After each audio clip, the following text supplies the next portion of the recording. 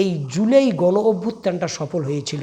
সেদিন পুলিশ যেভাবে বাধা দিচ্ছিল, সেই পুলিশের বাধাটা যদি সফল হতো তাহলে এই গণ অভ্যুত্থান কি হতো? এই বাংলাদেশে যে নির্বাচন সেটা কি হতো? কিন্তু একটা মহল সুপরিকল্পিতভাবে দীর্ঘমেয়াদী একটা পরিকল্পনা নিয়ে এই জুলাই গণ অভ্যুত্থানকে ব্যর্থ করার চেষ্টা করছে। আসসালামু আলাইকুম দর্শক, বাংলাদেশে জামাতি ইসলামীর আমির ডাক্তার শফিকুর রহমান একটা বক্তৃতায় বলেছেন যে নিজের জীবনের বিনিময়ে হলেও জুলাই অভ্যুত্থানকে রক্ষা করব। দর্শক, এই যে জুলাই অভ্যুত্থানকে রক্ষা করব, কেন জুলাই অভ্যুত্থানকে রক্ষা করতে হবে? তার মানে জুলাই অভ্যুত্থান কি বিতর্কিত হচ্ছে?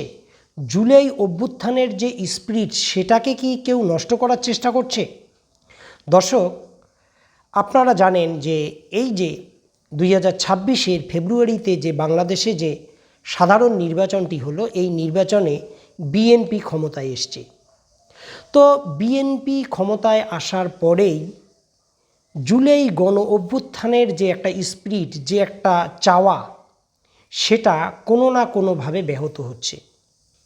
এটার শুরুটা হয়েছিল জুলাইয়ে শেখ হাসিনার নেতৃত্বে তার দলীয় নেতাকর্মীদের দ্বারা, তার পুলিশ, তার র্যাবকে দিয়ে বাংলাদেশে যে বড় ধরনের একটি গণহত্যা সংগঠিত হয়েছে, সেটার বিচার প্রক্রিয়া অর্থাৎ আন্তর্জাতিক ট্রাইব্যুনালে যে বিচার প্রক্রিয়া চলছিল, সেই বিচার প্রক্রিয়ার চিফ এক্সিকিউটিভকে এই বিএনপি সরকার সরিয়ে দেয় এবং এই জুলাই অভ্যুত্থানের পক্ষের যে সকল বাংলাদেশি আমলা এই জুলাই অভ্যুত্থানকে সমর্থন করেছিল বা জুলাই যোদ্ধাদের প্রতি সহানুভূতিশীল, যারা চায় যে বাংলাদেশ ফ্যাসিবাদ মুক্ত একটি দেশ হোক, যেখানে গণতন্ত্র থাকবে, দুর্নীতিমুক্ত একটা সমাজ ব্যবস্থা থাকবে, সেই সকল আমলাকে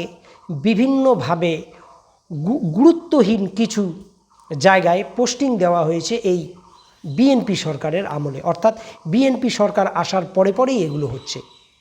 এখানে আরও একটি গুরুত্বপূর্ণ বিষয়, গণ অভ্যুত্থান সফল হয়েছে বলে আজকে বাংলাদেশে এই নির্বাচনটি হলো। গণ অভ্যুত্থান হয়েছে বলে তারেক রহমান বাংলাদেশে ফিরতে পেরেছেন। গণ অভ্যুত্থান হয়েছে বলে খালেদা জিয়া যদিও বেঁচে নেই, তাকে বিদেশে চিকিৎসার একটা সুযোগ বিএনপি পেয়েছিল। গণ অভ্যুত্থান হয়েছে বলেই আজকে মানুষ স্বাধীনভাবে কথা বলতে পারে। কিন্তু যখন শেখ হাসিনার আমল ছিল, তখন যে কথাগুলো শেখ হাসিনার বিপক্ষে যেত, সেই সকল মানুষকে খুন গুমের শিকার হতে হতো। অথচ এই জুলাইয়ের মধ্য দিয়ে বাংলাদেশ যেটা পেল, সেই জুলাই যোদ্ধাদেরকে বিভিন্নভাবে হেনস্থা, বিভিন্নভাবে ছোট করার একটা প্রক্রিয়া চলছে। দর্শক, পুলিশ হত্যা, এই যে জুলাই গণ অভ্যুত্থান হয়েছিল, এই গণ অভ্যুত্থানে শেখ হাসিনার যেটা লাঠিয়াল বাহিনী ছিল, তার মধ্যে পুলিশ ছিল অন্যতম। এই পুলিশের গুলিতে অসংখ্য নিরীহ নিরস্ত্র আন্দোলনকারী সেদিন বুক পেতে দিয়েছিল এবং প্রায় 1002 আন্দোলনকারী নিহত হয়েছিল পুলিশের গুলিতে। তো পুলিশ যখন গুলি করছিল এই ছাত্র জনতাকে, তখন ছাত্র জনতার পক্ষ থেকে পাল্টা আক্রমণ করা হয় এবং এই আক্রমণে কিছু পুলিশ সদস্যও মারা যান। আজকে এই যে গণ অভ্যুত্থানটা হয়েছে, অন্তর্বর্তী সরকার প্রতিষ্ঠিত হলো এবং এই অন্তর্বর্তীকালীন সরকার একটা নির্বাচন দিয়ে আরেকটা সরকারকে নিয়ে আসলো। এই প্রক্রিয়াটা তখনই হয়েছে যখন এই জুলাই গণ অভ্যুত্থানটা সফল হয়েছিল। সেদিন পুলিশ যেভাবে বাধা দিচ্ছিল, সেই পুলিশের বাধাটা যদি সফল হতো তাহলে এই গণ অভ্যুত্থান কি হতো? এই বাংলাদেশে যে নির্বাচন সেটা কি হতো? কিন্তু একটা মহল সুপরিকল্পিতভাবে দীর্ঘমেয়াদী একটা পরিকল্পনা নিয়ে এই জুলাই গণ অভ্যুত্থানকে ব্যর্থ করার চেষ্টা করছে। তো দর্শক, কেন করার চেষ্টা করছে? শেখ হাসিনার আমলে আপনারা জানেন যে শেখ হাসিনা যে একজন স্বৈরচারী শাসক হয়ে উঠেছিলেন, একজন ফ্যাসিবাদী শাসক হয়ে উঠেছিলেন, তার পেছনে কি শেখ হাসিনাই শুধু দায়ী ছিল? শেখ হাসিনাকে যারা নানাভাবে সাপোর্ট দিয়েছে, সেটা আমলা বলুন, নির্বাচন কমিশন বলুন, সেনাবাহিনী বলুন, যারা তাকে সাপোর্ট দিয়েছে তারাও তো দোষী। তারা তো দেশে এখন অবস্থান করছে। তো শেখ হাসিনাকে এইভাবে ক্ষমতায় রেখে শেখ হাসিনার দলের মানুষ যেভাবে বাংলাদেশের জনগণের সব কিছুকে লুট করেছে, এই আমলাতন্ত্র, এই সেনাবাহিনী এরাও কিন্তু সমানভাবে লুটেছে। তো এই গণ অভ্যুত্থানের ফলে একটা সরকারের পরিবর্তন হলো।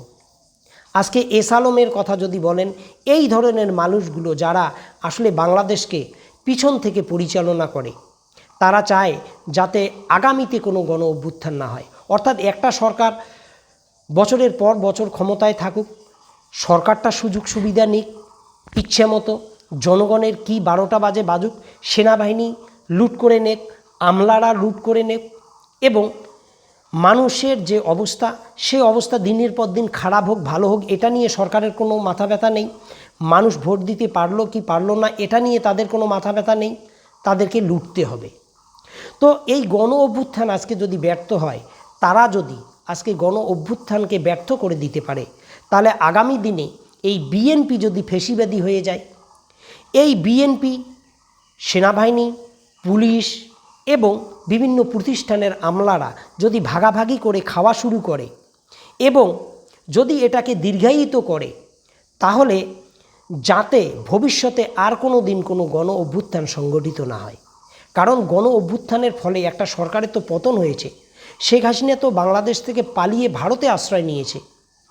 তো এই গণ অভ্যুত্থানের সঙ্গে যারা যুক্ত ছিল, যারা পুলিশকে হত্যা করে গণ অভ্যুত্থানকে সফল করেছিল, তাদেরকে যদি আজকে বিচারের কাঠগড়ায় দাঁড় করা যায়, তাহলে ভবিষ্যতে এই রাজনৈতিক দলগুলো, এই সেনাবাহিনী, এই পুলিশ প্রশাসন, এই আমলারা, এই এস আলমের মতো ধনকুবেররা আরও শান্তিমতো লুটে পুটে খেতে পারবে।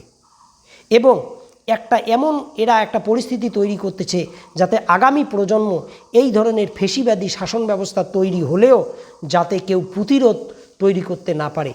তারা যেন ভাবে যে শেখ হাসিনার আমলে যে গণ অভ্যুত্থান হয়েছিল, তারপরে যারা জুলাই যোদ্ধা ছিল তাদেরকে বিচারের মুখোমুখি হতে হয়েছিল, এই ভয়ে যেন আগামীতে তারা কোনো ধরনের গণ অভ্যুত্থান করতে না পারে।